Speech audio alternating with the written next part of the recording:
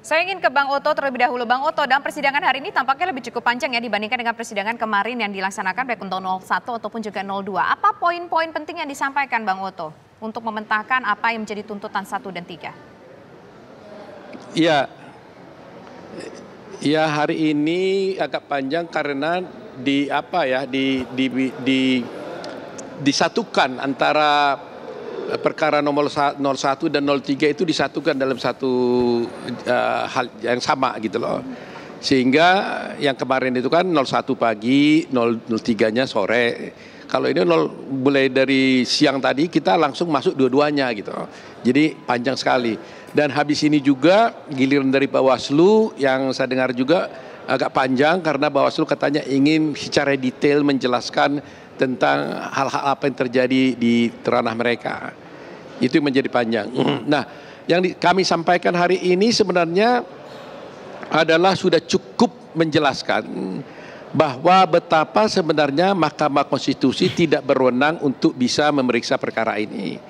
Jadi dalam teknisnya sebenarnya walaupun belum pernah terjadi, kalau menganut kepada hukum acara di pengadilan umum, dengan adanya eksepsi yang kami lakukan ini, itu sebenarnya langsung diputus dulu. Jadi diputus dulu eksepsinya, langsung dinyatakan permohonan ini tidak diterima dan kemudian perkara tidak dilanjutkan. Jadi sebenarnya kalau itu dilakukan itu lebih baik gitu loh, karena akan tidak menguras waktu dan tenaga kan. Karena toh dari awal dia udah tahu tidak akan bakal bisa diterima, kenapa tidak dari awal saja? Kenapa harus dicapek-capekin? Umpamanya nanti ada ahli, ada saksi dan sebagainya. Nah, kenapa saya punya keyakinan seperti itu, dan itu tadi sudah saya jelaskan dan kami jelaskan dengan tim bahwa sedikit sekali, hampir tidak ada kemungkinan lah begitu ya. Hampir tidak ada kemungkinan permohonan ini untuk dikabulkan. Bukan karena apa? Karena memang salah kamar gitu loh. Jadi apapun, kalau tadi dikatakan memberikan contoh-contoh di Amerika, di pengadilan bagaimana hakim dan sebagainya, biasanya pengaruh tentang warna kulit, sikap tertentu, pengaruh-pengaruh faktor luar, ya, cara berpikir dan sebagainya, itu biasanya terkena kalau di dalam sistem juri gitu. Jadi kita di sana itu dalam perkara, kalau orang di Amerika itu dia memilih juri. Kalau umpamanya terdakwanya terdakwa itu orang hitam, kulit hitam, maka dia coba cari orang jurinya kulit hitam supaya terpengaruh gitu loh. Tapi saya percaya kalau kelas seorang hakim, dia di Amerika maupun di Indonesia, hal-hal tersebut sudah lepas. Jadi seorang hakim itu sebenarnya diharapkan ketika dia dipilih menjadi hakim, apalagi hakim Mahkamah Konstitusi, dia tidak boleh lagi terpengaruh hal-hal yang bersifat seperti itu. Umpamanya karena agama, suku, pengaruh pemikiran, sikap, apalagi perang eksternal. Itu harus dianggap nol, itu pengaruh-pengaruh seperti itu. Baik, Bang Oto. Walaupun seperti kita tahu bisa saja berpotensi seperti itu, tapi saya harus berpikir positif gitu loh. Nah, berpikir positifnya adalah sejelek apapun itu hakim konstitusi, dia kan tetap harus berpandangan tentang kebaikan buat bangsa ini. Hukum acara itu biar bagaimanapun tidak bisa dilanggar. Kalau hukum acara dilanggar, pasti keadilan itu tidak bisa tercapai. Karena hukum acara itu dipakai adalah untuk menjaga hukum material gitu loh. Hukum material kan ada, dijaga oleh hukum acara supaya tercapai keadilan. Nah, hukum acara yang di sini udah tegas mengatakan kalau ada perkara TSM, pelanggaran seperti itu harus diajukan di Bawaslu. Kalau perkaranya itu adalah mengenai perolahan selisih suara, harus boleh diajukan di Mahkamah Konstitusi. Baik, Bang Oto. Nah, pertanyaannya sekarang, mereka mengajukan ke Mahkamah Konstitusi tapi tidak mengajukan tentang perolahan suaranya. Dasar mereka adalah mengenai TSM. Jadi kemungkinan besar ya boleh pastikan lah ya, pasti akan tidak diterima gitu loh. Sehingga saya bertanya sekarang ini, kenapa sih mereka ini tidak mengajukan ke Bawaslu selama ini? Dan kalau dipersoalkan poinnya, kita katakan Mahkamah Konstitusi kan pengawal konstitusi, ya oke, dia harus jaga dong konstitusi. Kedua, dia bisa juga melakukan perubahan norma tentang konstitusi. Nah, kalau ada hal-hal seperti itu, forumnya berbeda gitu loh. Tidak dalam forum sengketa pilpres ini.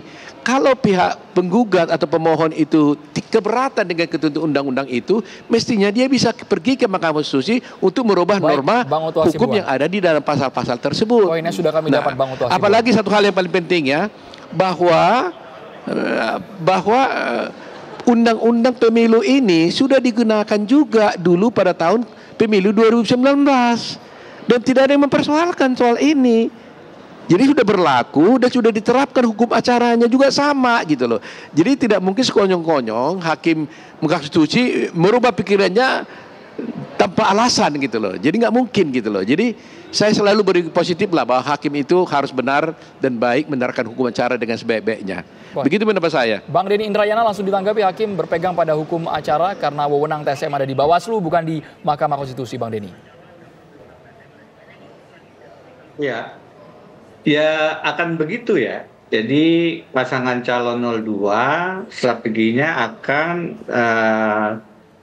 lebih cenderung untuk mengarahkan sengketa hasil selisih suara yang dalam bahasa populernya menjadikan Mahkamah Konstitusi itu menjadi mesin tambah kurang atau yang disebut dengan Mahkamah Kalkulator. Dan kalau terkait dengan sengketa pelanggaran terstruktur, sistematis dan masif, maka diarahkan itu kepada Bawaslu. Pasangan calon nomor 1 dan 3 akan cenderung mengarahkan kalau pelanggaran TSM atau pelanggaran yang terkait dengan prinsip pemilihan jujur dan adil tetap bisa dibawa ke ranah Mahkamah Konstitusi. Dan kenapa demikian? Salah satu argumentasinya karena Mahkamah Konstitusi itu penjaga konstitusi dan demokrasi, the guardian of constitution and democracy.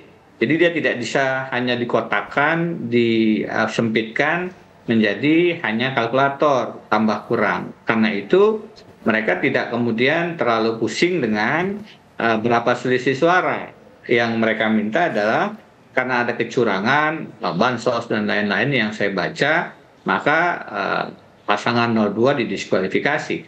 Memang begitu letak argumentasi kedua kubu ini dari 2004, 2009, 2014, 2019 selalu begitu. Nah hakimnya bagaimana? Kalau hakimnya cenderung konservatif akan cenderung ke 02, kalau cenderung progresif cenderung ke 01 dan 03. Itu yang saya sebut. Kalau lihat dari komposisi sekarang, maka bisa jadi itu kemungkinan 03-nya dan 01 dikabulkan besar. Apalagi ya, kalau ditelaah dari putusan 90, kedudukan 01 posisi dari Profesor Eni dan Daniel Yusmik yang tadi saya sebut, sebenarnya mereka tidak setuju dengan wali kota bisa menjadi cawapres. Itu artinya bisa jadi mereka dikotakkan sebenarnya bukan yang setuju dengan pencalonan Gibran. Nah, kalau posisinya demikian, peluang 01 dan 03 untuk menang itu lebih besar lagi. Yang publik harus paham adalah karena posisinya sekarang 8 yang majelis yang memeriksa, tidak ada Anwar Usman yang mestinya 9, maka kalau terbagi 4, pasal 45 itu mengatakan yang menang adalah kubu yang dimana ada ketua. Soehartoyo sejauh ini punya posisi yang relatif lebih kontekstual. Melihat konstitusi kita itu misalnya dalam ambang batas pencalonan presiden termasuk yang memberikan dissenting opinion. Karena itu makanya saya mengatakan kalau dari sisi prediksi, namanya juga prediksi ya, potensi untuk menang itu ada karena komposisi hakimnya sekarang kalau dilihat itu cenderung lebih kontekstual daripada tekstual. Baik, terima kasih. Memang yang menentukannya nanti adalah buktinya bagaimana? Oke, baik. Terima kasih Bang Denny Indrayana. Terima kasih juga Bang Oto sudah berbincang bersama kami. Kita lihat saja bagaimana hasil akhir dari gugatan ini di Mahkamah Konstitusi.